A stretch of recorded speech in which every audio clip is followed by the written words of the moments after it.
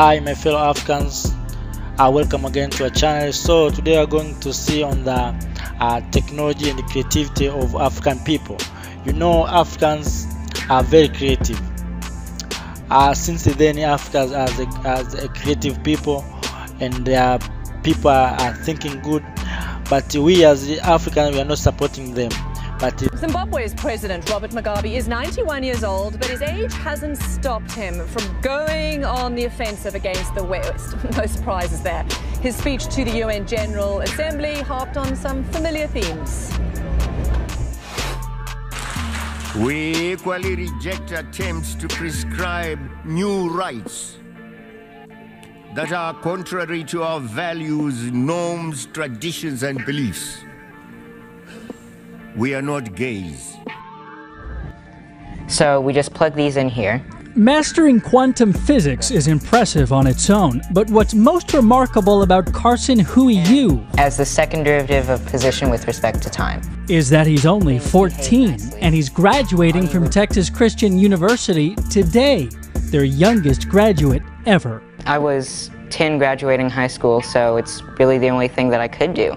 It's not like I could stay at home for 8 years just doing nothing. His mom, Claretta, says she realized Carson was pretty special when he was just a toddler. Around age 3, he loved math, and he asked me if he could learn calculus, and I thought, She homeschooled Carson until he was 5, when she knew he needed more. So she took me to a public school, and they said that I was way too advanced. I ended up going to a high school, private high school. A 5-year-old in 8th grade. After that, I didn't skip anything and graduated at 10 years old. That 10-year-old boy dove right into physics when he got to TCU. It would to the south, from east to the west.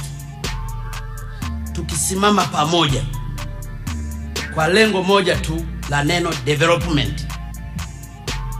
We can even write DEV, which means developments, of course. Nchi za Afrika tunaweza tukafanya wonders. Tunatakiwa tusimame pamoja, to focus direction. Sasa nyingine hata hii migogoro inaletelezwa na wenzetu. Sioni sababu kwa nini DRC iwe na migogoro yote hiyo, wakati they have everything. Ni lazima sasa wa Afrika tuamke kwamba inawezekana migogoro mingine inaletelezwa kwa makusudi kwa sababu we are very rich. Kwa hiyo kikubwa zaidi ambacho mimi ninazungumza, ndugu zangu wa Kenya ambao tumehudhuria hapa, this is our time. Tumechelewa. Let us move forward. Tuache kufikiria sana kwamba misaada ya kutoka nje. One by one, they signed up to an agreement decades in the making. It's estimated the African Continental Free Trade Area could see business between African nations increase by more than 50% within 4 years. The idea is to bring together countries with a combined population of 1.2 billion people and gross domestic product, or GDP, of more than $2 trillion into one market. Africa is stronger acting together. Now we are creating an African continental free trade area. So we are realizing that we are stronger when we have a larger market. My name is Calvin Do, aka DJ Focus. Alright. It's the youngest DJ Man Focus. I'm from Sierra Leone, and I love inventing. Calvin is extraordinarily talented. He literally goes to trash cans, finds broken electronic parts in the garbage, and makes stuff on his own. He's taught himself how to do incredibly intricate things with very, very little resources. In Sierra Leone, we have not too much electricity. Lights will come once in a week, and the rest of the month dark. So I made my own battery to power lights in people's houses. Calvin represents learn by making. He takes a part, looks at it, tries to reverse engineer it. I made my own FM radio transmitter. He made his own FM station because he wanted to give voice to the youth. He made his own generator because he needed it. The generator supplies current to the radio station. This is the capacitor, and this is the spark plug. One of the major issues, and it's a holdover from sort of colonial Victorian, is the issue of sexual preference in many African countries. In Kenya, to be gay, the LGBT community is illegal. They just want to have equal rights, the same privacy and equality as all other Kenyans do. Is that something that you aspire to for your country? I want to be very clear, Christian. I will not engage in a subject that is of no, it is not of any major importance to the people and the Republic of Kenya. This is not an issue, as you would want to put it, of human rights. This is an issue of society, of our own base as a culture, as a people, regardless of which community you come from. This is not acceptable. This is not agreeable. This is not about Uhuru Kenyatta saying yes or no. This is an issue of the people of Kenya themselves, who have bestowed upon themselves a constitution, right, after several years, have clearly stated that this is not a subject that they are willing to engage in, yeah, at this time. He is arguably Nigeria's youngest professional artist. Waris began drawing at the age of 6 and turned professional at the age of 8. He describes his art genre as hyperrealism, and you just need to take a look at some of his works to understand. His artworks are lifelike, with great attention and emphasis to the minutest of details.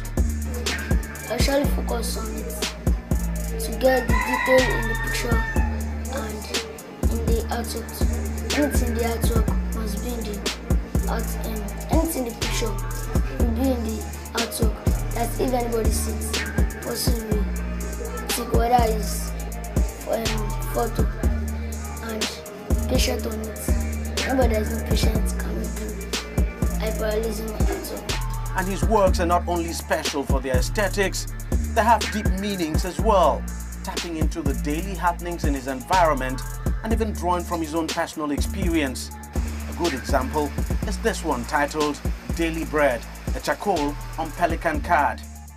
The inspiration behind it is that something going around me, especially my family.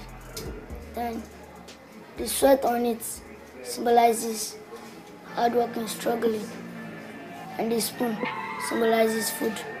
That everybody in my society has labor now, all my streets. They struggle, they sweat for their eats. Then our family too struggle for us to go to school, to eat. We have no other country but Nigeria. Anybody who thought in any other country than Nigeria, goodbye. You can go. We are here and we are determined to rehabilitate our country, especially for our children and our grandchildren. I assure you that I am absolutely dedicated to serving Nigerians and Nigeria. Those who behave themselves, they will never regret it. Those who didn't behave themselves, they are 30 years ago. We have no other country but Nigeria. We Ethiopians by race must change ourselves to how we must be in order to cope with our problems. And the primary step is regaining our own true culture.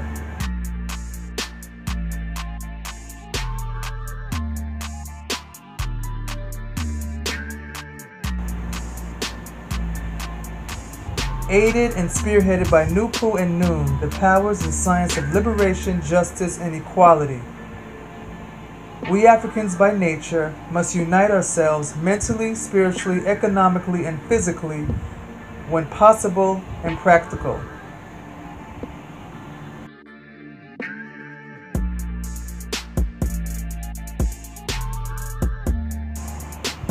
with our racial relatives in our land of origin, motherland Africa, like other races do toward their home-based country, for their own survival and well-being.